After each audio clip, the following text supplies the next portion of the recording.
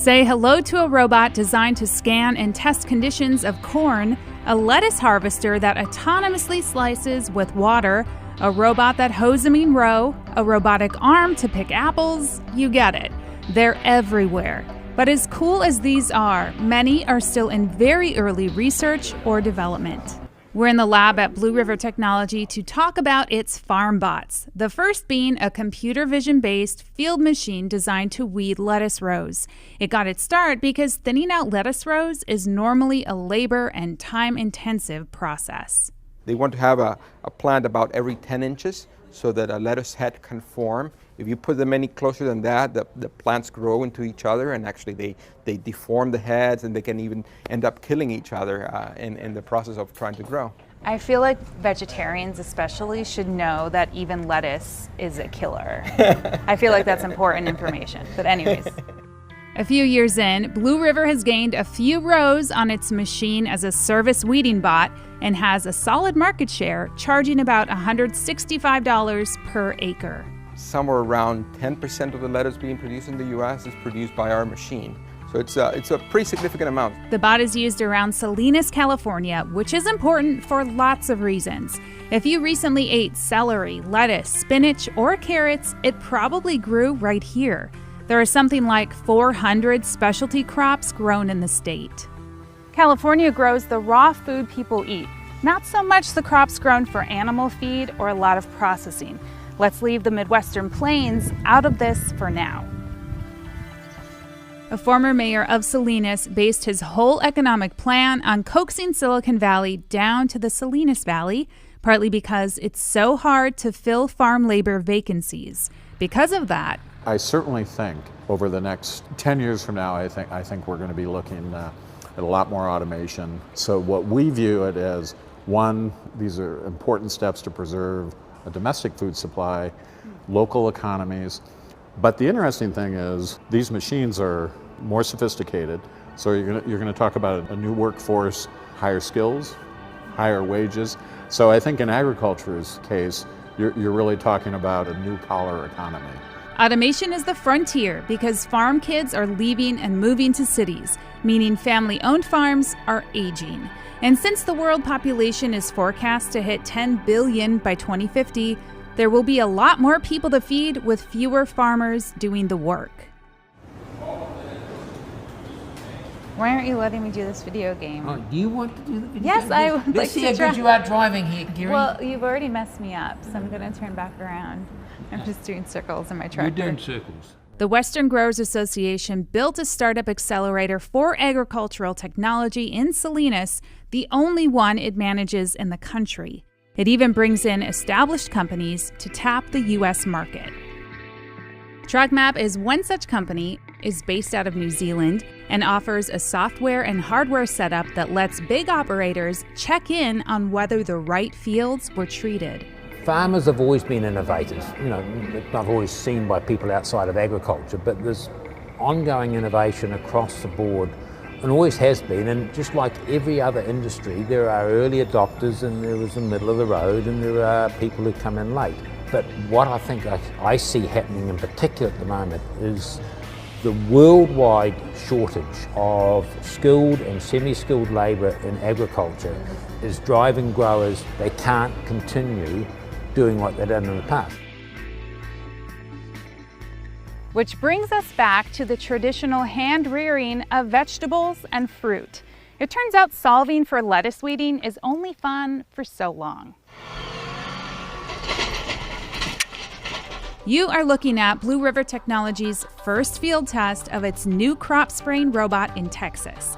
The company's AI and machine learning software is able to recognize weeds and cotton plants distinctly, then apply chemicals to only the weed, not the entire field. In case you didn't know it, that would be a huge change for agriculture. Huge.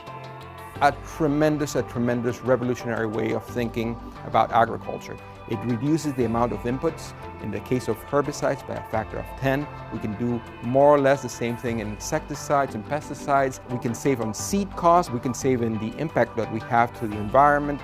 Right now we are frankly overusing chemistry, we are using about 80% of the chemicals we use don't end up in the right place.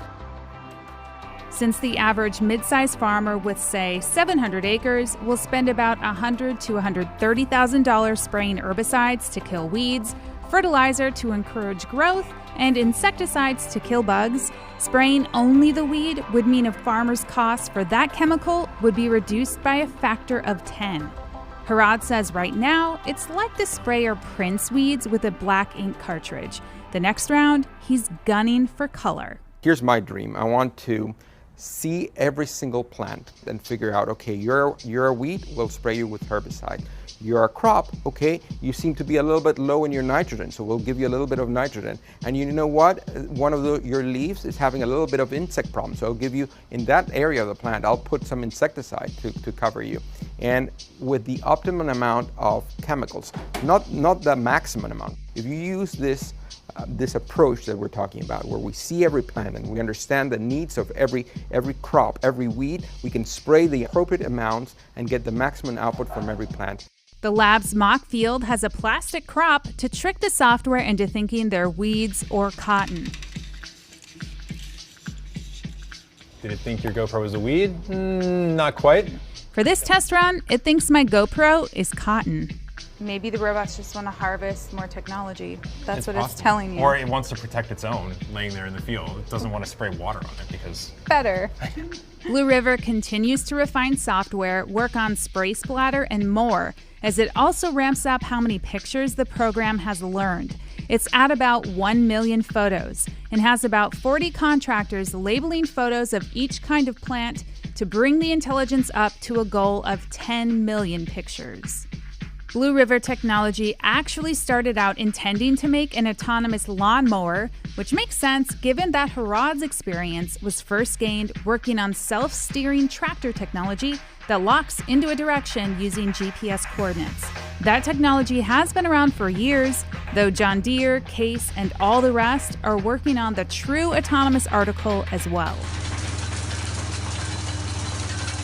There are just a few fully autonomous farm bots so far. This almond and walnut harvester by Orchard Machinery Corporation should jostle you into the future with an autonomous harvesting shake that means business. Yet still, a person inside the cab needs to steer at the end of each row before relaxing again. Only about 20 of these machines are in field so far.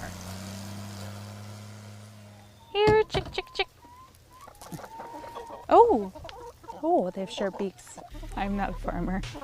On the picturesque Potrero Nuevo farm outside Half Moon Bay, the owners dodged hiring seasonal workers by employing 2 farm managers full-time. The majority of the farm's organic produce goes to feeding low-income and homeless people, who also do some of the work maintaining it.